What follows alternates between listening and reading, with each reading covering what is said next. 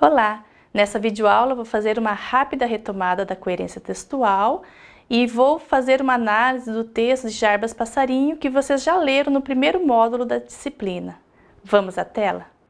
Quando eu postei lá no Fórum 4 a questão qual é o texto mais convincente, qual é o texto mais coerente na comparação com o texto da Zezé Mota, eu gostaria de ver a resposta de vocês, então, analisando esses dois textos. E muita gente participou, eu agradeço, eu vi as respostas e até me surpreendi, porque em outros exercícios que eu fiz dessa natureza, eu percebi que a maioria das pessoas tendiam a apontar o texto de Jarbas Passarinho como o melhor texto, que tem maior coerência. Porque em comparação com a Zezé Mota, que usa também argumentos sobre a sua experiência pessoal, ele tende a olhar a questão de fora e parece, numa primeira leitura, parece que o texto dele está melhor construído, com argumentos mais sólidos.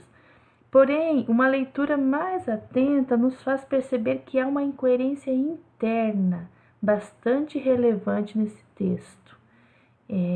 Para um leitor menos atento, isso não fica tão evidente. Então, vamos ver aqui, eu não vou fazer a leitura do texto todo, vou fazer a leitura apenas de algumas partes, pontuando essas questões. Então, o autor, Jarbas Passarinho, ex-senador da República, né, ele diz que não existe racismo no Brasil, coloca isso logo aqui na primeira oração, não existe racismo no Brasil. E ele vai defender que nós temos um preconceito econômico e que preto, ele usa esse termo, né? Preto não entra no clube porque é pobre. Então essa, digamos, é a linha argumentativa que ele vai seguir. A tese é: não existe racismo, existe preconceito econômico. E aí ele começa a expor. A questão é, no fundo, de mobilidade social. Vindos de uma camada mais pobre, os negros dificilmente têm acesso a funções de maior relevo. Então, o autor vai dizer que o problema é econômico, e como se fosse só econômico, claro que também é econômico, muito da questão do preconceito racial tem a ver com o lugar econômico que o negro ocupa, né? Mas a questão é, e por que o negro ocupa esse lugar econômico? Ele não traz essa questão à baila. Mas aqui nós temos, então, o autor dizendo que o negro não vai conseguir acessar algumas funções de maior relevo porque ele não tem mobilidade. Mas já na sequência, aqui nessa oração que eu deixei em amarelo, ele já se contradiz. Olha só, se já tivemos generais pretos, nenhum deles chegou a 4 estrelas, por exemplo. Muito bem, o que ele está dizendo aqui é que já tivemos generais negros. Então, ele está dizendo que em alguns casos há sim mobilidade econômica, social. Neste caso, se alguém chega a ser general, obviamente que já conseguiu sair daquela condição de pobreza. Ele conseguiu acessar cargos mais elevados. Porém, ele não chegou ao topo. E por quê? Não é porque ele não conseguiu sair daquele contexto social e econômico dele, porque ele já saiu. É porque ele é negro. Então aqui a gente já vê uma incoerência. Se ele está dizendo que não há mobilidade social, ele não poderia ter trazido esse argumento, porque se há generais que são negros, que já houve há alguns, né? Então isso mostra que há alguns casos de mobilidade econômica, mobilidade social, e ainda assim não se consegue as mesmas posições que os brancos. E aí aqui ele ainda reafirma essa incoerência do texto. Ó. Há gente de cor, olha o termo que ele usa, em nossos tribunais superiores. Muito bem, então se há pessoas negras nos tribunais superiores é porque aí houve a mobilidade social, mas não no Supremo Tribunal Federal. Então isso é uma realidade da época, né? É 1999 que foi publicado esse texto. Então aqui de novo ele mostra que houve sim mobilidade social e econômica, mas o negro não consegue alcançar o mesmo cargo que o branco. Então por quê?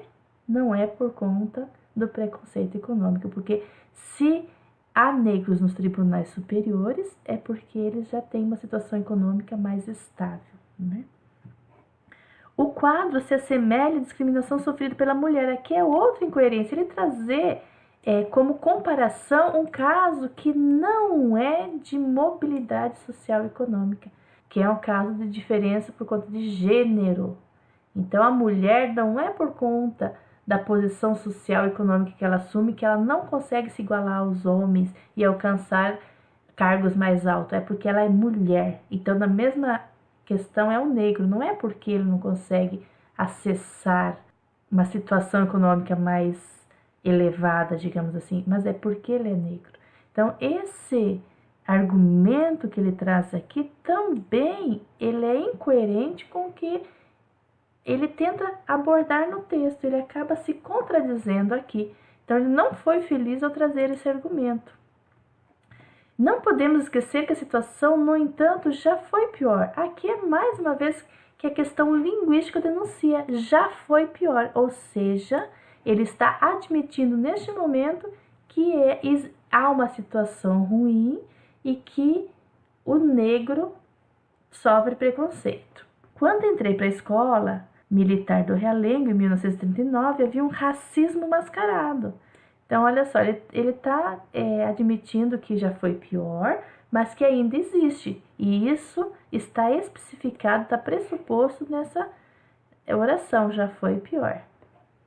Aí ele conta de uma pessoa que tomou muito sol aqui, não foi admitido a partir da fotografia na escola militar, mas quando foi feita a aferição pessoalmente, perceberam que ele era branco, né? Então aqui de novo ele está trazendo um argumento. No Realengo havia ainda um aberto antissemitismo, os judeus eram barrados, que na verdade vai desdizer o que ele tenta dizer, que não existe racismo no Brasil. Aí depois ele vai falar, eu não estou nem abordando aqui algumas outras questões que eu acho absurdo no texto dele, né? Só estou abordando as questões mais pontuais que a gente vê incoerência e que a gente consegue provar linguisticamente falando. E aí depois a gente percebe aqui nesse último parágrafo o racismo na própria fala dele. Então ele vai referenciar a mulher negra como a fabulosa mulata brasileira. Então que é aquela visão da mulher negra como uma mulher que está a serviço de prazeres sexuais, principalmente de homens brancos, né? Admirados por todos. Então está reduzindo aqui a mulher negra à questão sexual, como se essa visão que se tem da mulher fosse algo positivo para o Brasil, né? E ainda ele diz que o curioso é que se há algum tipo de preconceito racial, aqui de novo, linguisticamente falando, olha só, se há algum tipo de preconceito racial, então ele está admitindo que pode haver. Ele não havia dito lá em cima que não existe racismo no Brasil, então aqui de novo ele se contradiz. E o pior de tudo é que se contradiz jogando a culpa para os negros. Ele é cultivado pelos próprios negros. Ainda a gente poderia admitir essa frase se ele tivesse colocado um modalizador aí como às vezes, em alguns casos, mas ele coloca como se fosse uma verdade fechada. Ele é cultivado pelos próprios negros. Então, é muito comum na fala dos brancos jogar essa culpa para aquele que é, na verdade, a vítima. Então, não vou nem me alongar nessas questões, mas só pontuando, então, como os argumentos que a gente vai trazendo para o texto, eles têm que sustentar e reforçar aquela tese. E o Jarbas Passarinho não faz isso, e principalmente nesse segundo parágrafo. Então, nós temos que ter um olhar atento como leitores críticos para conseguir perceber essas questões.